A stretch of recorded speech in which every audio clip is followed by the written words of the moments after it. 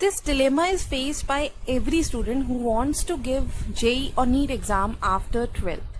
So the question arises how to manage both the exams, CBSE and entrance. So it becomes a task when you prepare for one thing at a time. Either you're preparing for CBSE or you're preparing only for entrance exam. Some students plan that कि हम entrance की preparation either या तो 12th में start करेंगे या फिर हम drop करके start करेंगे, as 11th में हम ज़्यादा focus CBSE पे रखना चाहते हैं, basics पे रखना चाहते हैं, और हम as हमें exam भी हमें 12th के बाद देना है तो हम 12th में इसकी preparation start करेंगे. But let me tell you one thing, आपका JEE और NEET का course it comprises of both 11th and 12th. So आपको 12th में आपको बोर्ड्स की भी तैयारी करनी है, आपको 12th की भी करनी है, 12th के कोर्स की, आपको साथ में 11th के कोर्स की भी तैयारी करनी है फॉर JEE और NEET. कुछ बच्चे ये सोचते हैं कि हम ड्रॉप करके एंट्रेंस की तैयारी करेंगे. सो उसके लिए भी मैं आपको एक चीज क्लियर कर देना चाहती हूँ.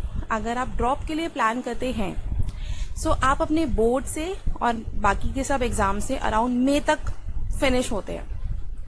आफ्टर में JEE का फर्स्ट एग्जाम जनवरी में होता है एंड नीट का एग्जाम मई बिगनिंग में होता है. So you hardly have 8 months for JEE and 11 months रफली फॉर नीट. सो अगर आपको सही में ऐसा लगता है कि आप 8 महीने में या 11 महीने में 2 साल की तैयारी कर सकते हैं, थिंक अगेन.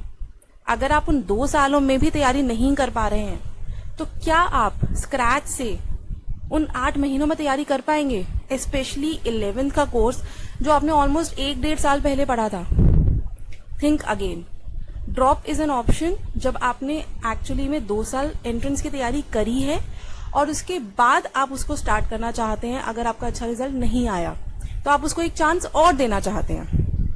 बट अगर आपने 2 साल तक एंट्रेंस की कोई तैयारी नहीं करी है तो it's actually very difficult to clear it in 8 और 11 months. Some students plan that कि हम डायरेक्टली एंट्रेंस की प्रिपरेशन करेंगे 2 year. They have a very clear vision कि हमें एंट्रेंस देना है after 2 years, which is very good thing. वो एंट्रेंस की प्रॉपर तैयारी भी शुरू करते हैं फ्रॉम 11, 2 साल तैयारी करने का प्लान करते हैं. बट सिर्फ एंट्रेंस की प्रिपरेशन में आपकी CBSE इंक्लूडेड नहीं होती. अगर आपको ये बात कोई कहता भी है तो भी आपको कोई CBSE के बेसिक नहीं कराएगा, आपको कोई भी सब्जेक्टिव टेस्ट प्रोवाइड नहीं करेगा. सो व्हाट हैपेंस, आप कहीं पर भी अगर आप कोचिंग लेते हैं फॉर एंट्रेंस, आपके बेसिक्स में प्रॉब्लम आनी शुरू हो जाती है.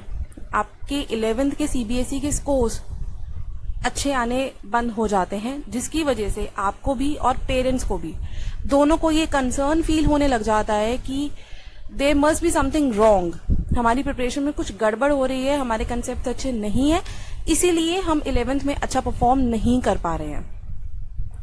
I give you example for that. अगर कोई भी बच्चा जब प्री स्कूल में एंटर करता है तो सबसे पहले उसको अल्फाबेट सिखाए जाते हैं या फिर उसको सीधा वर्ड बनाना सिखाया जाता है. ऑब्वियसली उसको सबसे पहले अल्फाबेट सिखाए जाते हैं. There is a reason behind it ना, विच इज वेरी ऑब्वियस. क्योंकि जब तक हमें अल्फाबेट्स नहीं आते होंगे तो हम उसको जोड़ के सीधा वर्ड कैसे बना देंगे. दिस एग्जैक्टली हैपन्स जब आप एंट्रेंस की डायरेक्टली तैयारी करते हैं. आपको बेसिक नहीं आता होता और आप सीधा हाई लेवल की तैयारी करना शुरू कर देते हैं. उससे एक तो आपको एंट्रेंस लेवल को समझने में भी दिक्कत आती है, प्लस आपको बेसिक CBSE के लिए जितनी आपको पढ़ाई करनी है आपको उसका आइडिया नहीं होता है, जिसकी वजह से आप सब्जेक्टिव भी कोई प्रैक्टिस नहीं कर पाते हैं और आपके 11 के स्कोर्स नीचे आने लग जाते हैं. एंड उसकी वजह से आप इस थॉट प्रोसेस को स्टार्ट कर देते हैं कि क्या मैं 2 साल के बाद एग्जाम में परफॉर्म कर पाऊंगा जब मैं अभी एक नॉर्मल अपने स्कूल के टर्मिनल्स और UT में परफॉर्म नहीं कर पा रहा, जिसमें मैं 10th तक बहुत अच्छा परफॉर्म करता था. Let me tell you one thing, आप दोनों चीजें बहुत इजीली मैनेज कर सकते हैं. सिर्फ आपको कुछ चीजों का ध्यान रखना है, sincerity and regularity.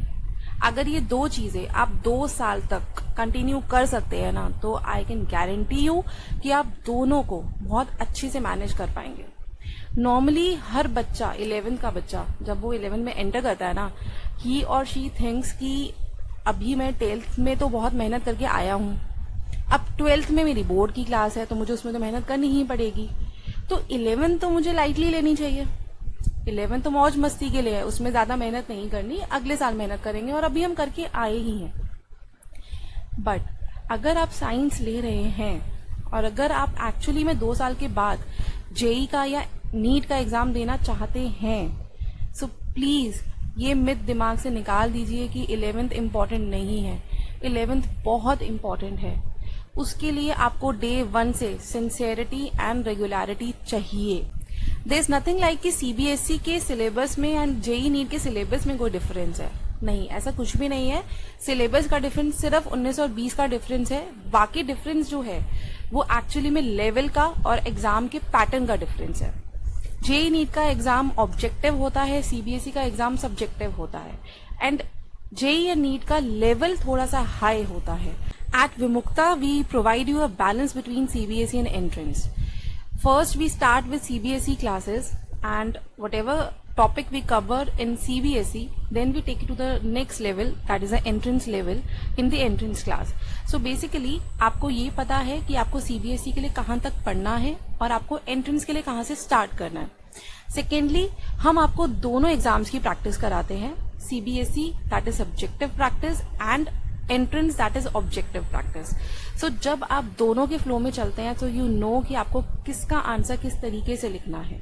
When you start from basic and you take it to the higher level, that is what we actually try to provide to the students, so that उनका कॉन्फिडेंस भी बना रहे 11th में, उनके scores भी अच्छे आए, plus हमें 12th के बाद जो एग्जाम देना है which is JEE and NEET, जिसमें हमारा 11th का कोर्स भी आना है, हमारा उसका भी लेवल अच्छा मेंटेन रहे, सो दैट हमारे ऊपर 12th में ज्यादा बर्डन नहीं आए। All we need is only sincerity and regularity. Just mark my words, अगर ये 2 चीजें आप 2 साल तक कंटिन्यू कर सकते हैं ना, आप दोनों में बहुत अच्छा परफॉर्म करेंगे। प्लीज 11th की मेहनत से मत भागिए, आज नहीं तो कल आपको 11th पढ़नी पड़ेगी अपने एग्जाम को क्लियर करने के लिए। सो 11th इज वेरी इंपॉर्टेंट। अगर जेई नीट 11th आपका कवर करती है तो उसके पीछे रीजन ये है कि आपके जितने भी कंसेप्ट्स हैं वो सब 11th से स्टार्ट होने हैं और 12th तक फिनिश होने हैं। That is why they include both the classes in the exams. So please अपने 11th के सारे कंसेप्ट्स को बहुत अच्छा स्ट्रांग रखिए, वो आपको आपके बोर्ड्स में भी हेल्प करेंगे, वो आपके एंट्रेंस एग्जाम में भी हेल्प करेंगे। So just 2 keywords, sincerity and regularity. And what we try to provide you is a blend of both. So we'll keep on adding some more videos on the problems which the students very frequently face. So stay tuned and like, share and subscribe to our videos. Thank you.